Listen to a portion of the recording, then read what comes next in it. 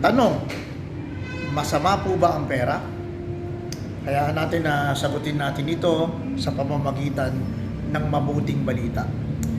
Ayon po sa unang Timoteo 6:10, ang sabi po rito, sapagkat ang pag-ibig sa salapi ay ugat ng lahat ng kasamaan. Dahil sa paghahangad na yumaman, may mga taong nalalayo sa pananampalataya at nasasadlak sa maraming kapigatian. Sinabi po rito kapatid, for the love of money o ang pag-ibig sa salapi. Tatandaan natin dito yung salitang pag-ibig or yung pagmamahal sa salapi o yung attachment o yung tinatawag natin na pagpa-priority doon sa pera. Kung tutusin, hindi po talaga masama ang pera. Ang masama, yung pag-priority na natin ang pera, siya na yung sinasamba natin, siya na yung minamahal natin. Bakit? Sapagkat ito'y magdudulot, di ba, ng pagkakalayo natin sa pananampalataya at ang pagkakasadlak sa maraming kapigatian. Ito daw yung consequence, kapatid, na pag inibig natin yung pera, pag priority natin ito, masasadlak tayo sa kapigatian, at the same time, hihina ang ating pananampalataya.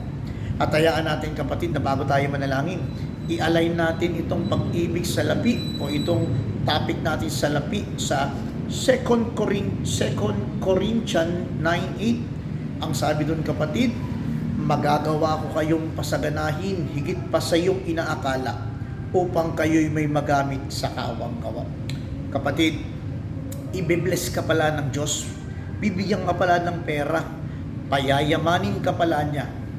Pero sa isang kondisyon, meron kang purpose, may dahilan ng Diyos, may gusto siyang ipagawa sa iyo na matapos kang pasaganahin, magiging pagpapala ka para sa ibang tao.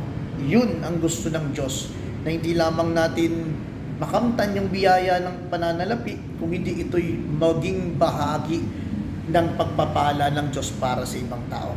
Hayaan natin na maging vessel tayo ng Diyos. Hayaan natin na maging daluyan tayo ng pagpapala at hilingin natin sa araw na to, Lord, bigyan mo po ako ng sobra sa sapat upang nang sa ganon, mas madami po ako matulungan, mas madami pa po ako mapasaya, at higit sa lahat, mas madami pang magpuri at sumamba sa iyo dahil sa ako'y ginamit mo para maging daluyan ng pagpapala mo.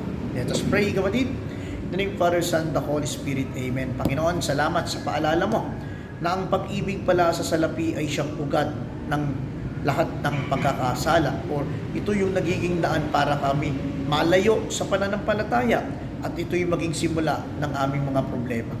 Panginoon, pagpalain mo po kami upang nang sa ganun maging pagpapala po kami sa aming kapwa. Hayaan mo kami, Panginoon, na maging instrumento at daluyan, Panginoon, ng biyaya. Panginoon, bigyan mo kami ng sobra sapat upang nang sa ganun itong sobra na ito ay siyang maibahagi pa namin sa aming kapwa. Panginoon, patuloy mo kami bigyan ng karunungan para paano i-handle ang biyaya na ito. Bigyan mo po kami, Panginoon, ng kababaang loob na manatili sa amin ang pagpapakumbaba sa likod ng biyayang aming tinatamasa. Sinusuko na po namin ang lahat ng ito na may pagpupurit pa salamat sa matamis na pangalan ni Jesus, aming Panginoon. Amen. Sa pangalan ng Ama, ng Anak, ng Banal na Espiritu, amen.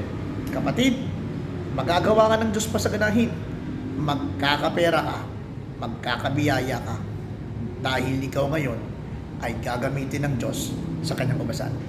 God bless!